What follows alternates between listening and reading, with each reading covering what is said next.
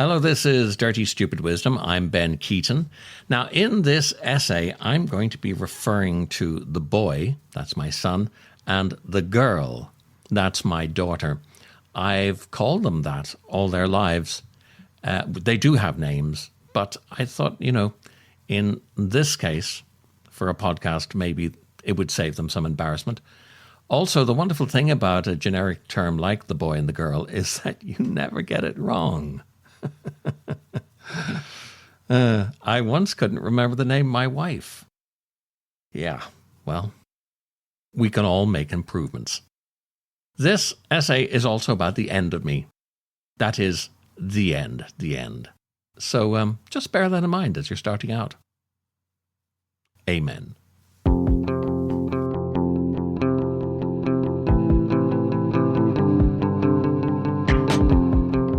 A Beer by the Bins by Ben Keaton.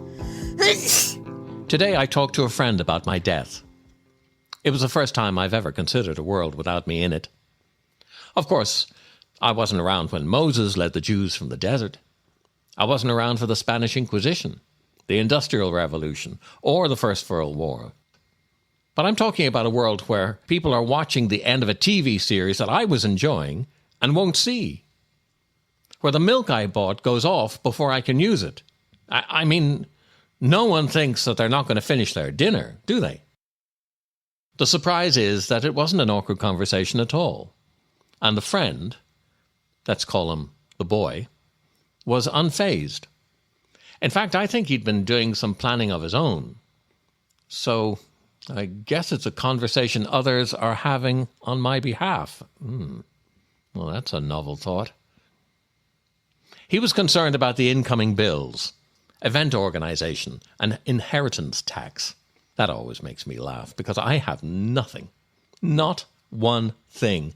Even my clothes are secondhand. If I pass them on, you better have a 36-inch waist and be blind to stains. You see, I thought I was being very brave about all this. Very brave. Because I've been doing some planning, but it's all in my head. Saying it out loud, hearing those words spoken about me, by me, well, that's significant.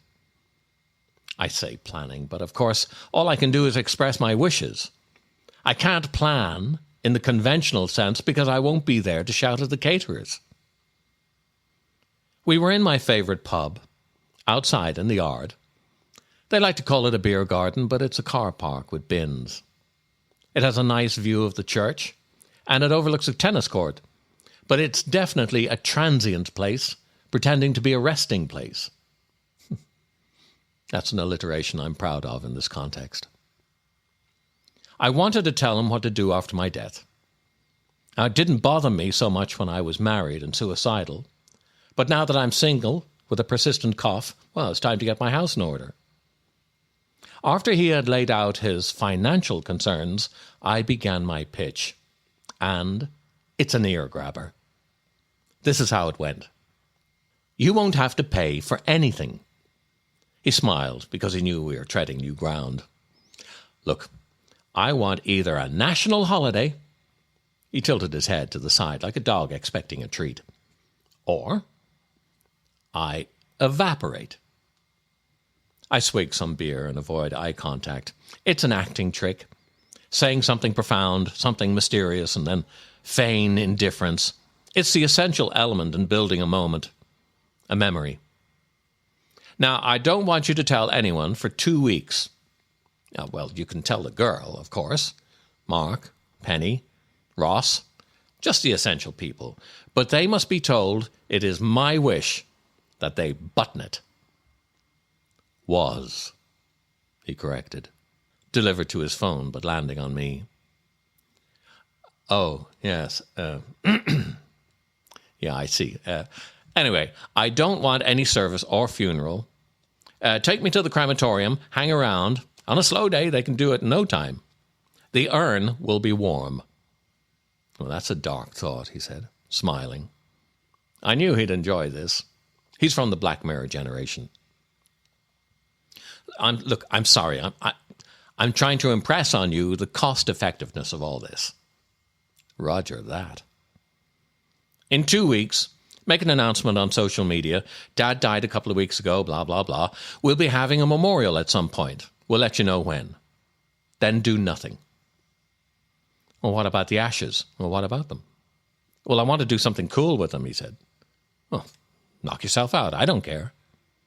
I hoped my indifference was impressive. Should I take them back to Ireland? Put them in the family grave? No. They won't let you. It's a posh graveyard. They're into all that. I'll think of something. He looked excited, like scheming Dennis the Menace. At this point, I'm smug. So, you see, no funeral or reception. Piss cheap. Oh, what about the crematorium? How much is that? Well, I said, drawing my trump card, talk to Ross. His family owns it. Oh, my God. Your friend owns the creme. That's genius. You've really worked this out. He was genuinely excited. I'm taken aback now at my cold calculation. No. I mean, that's not why we're friends. He's a lovely man. I was backtracking, but it was true. Even in death, I'm taking advantage of my friends. We settled. The awkward conversation over. Time to move on. I saw on Facebook you're a couple now. His smile leaks away. I was going to tell you, he said. What? She's bipolar. Oh, my God. She's on her meds. It's fine. She's sleepy in the morning. I mean, and that's the worst I could say. What is it with you? You're a magnet for these people. She's lovely. She really is. I told her about you, and you can meet her next time she's over. How does this happen? I know. The first time we met, I thought, there's something magical about you. Then she says, before we go any further, I have to tell you something. And I think, oh, yes, of course. I know what she's going to say. A dog joined us at the table. A brown something doodle, like a teddy bear on 4 legs. The boy takes the ears, I take the rump. The dog, head curled to his chest, eyes closed in bliss, leans into the scratch. We've done this before. Not the death talk, no, but the chat, the beer, the dog, the loving each other. All our patterns, repeating again and again. In a bit, I'll go home and have dinner, watch a series and repeat another pattern. And in the morning, have tea, toast and marmalade, a glass of orange juice before work begins. The rhythm of ordinary things looping on and on, until it stops, mid-step. Like taking my hand from the dog and seeing him turn to me, wondering why. Why stop? Why not keep going? Dumb dog. The world has changed. Have you noticed? I think along the way, we've lost some opportunities. Here's a second reading. Unmade by Ben Keaton. There are no films where a lone Irishman saves the world. There isn't a franchise where he turns to camera and says, in his strong Cork accent, "I need you to trust me one more time." There's no film where an Irish professor of archaeology from Maynooth University, a devil with a whip, hunts rare antiquities while being pursued by the Royal Irish Fusiliers. There's no film where an Irish scientist creates a bomb capable of destroying a city and ending a world war, except for Oppenheimer. There's no film where an unstoppable Irish assassin hired to kill a corrupt politician is lumbered with the care of an adorable but troublesome Irish wolfhound. No one's ever made a film about a retired Irish spy hiding on Achill Island, blackmailed by the Irish National Intelligence Board to retrieve the formula for a toxin secured in the nose cone of a missile housed in a Russian submarine resting off Roach's Point. There's no film of a rich but lonely Irish millionaire rescuing a prostitute from the streets of Limerick, only to fall in love with her against the wishes of his overbearing Catholic parents. There's no film of a group of North Dublin con men, maybe led by Danny O'Sheen, raiding the Bank of Ireland for its gold reserves. Because Ireland's gold reserves are kept in the Bank of England. If they did go to all that trouble, they'd look like a right bunch of thickos. There's no film of a trainee detective, Moira Blackbird, seeking the assistance in a murder case from an imprisoned cannibal, a man who might eat her liver with a nice glass of Bushmills. No one has ever made the film of an Irish woman who must take over and run her gangster husband's business after his murder, only to find that she is even more ruthless than him, having been educated by nuns. I'd like to see the film of a group of Irish astronauts sent to investigate a distant planet, only to discover an alien hiding in the recesses of their spacecraft. Perhaps a fella from Poland who slipped through the immigration process. We're missing the costume drama of the two Irish sisters who must each find a husband before the end of the hurling season. I'd like to see an Irish detective on the autism spectrum, with an innate ability to draw unlikely conclusions while battling with his compulsive disorders.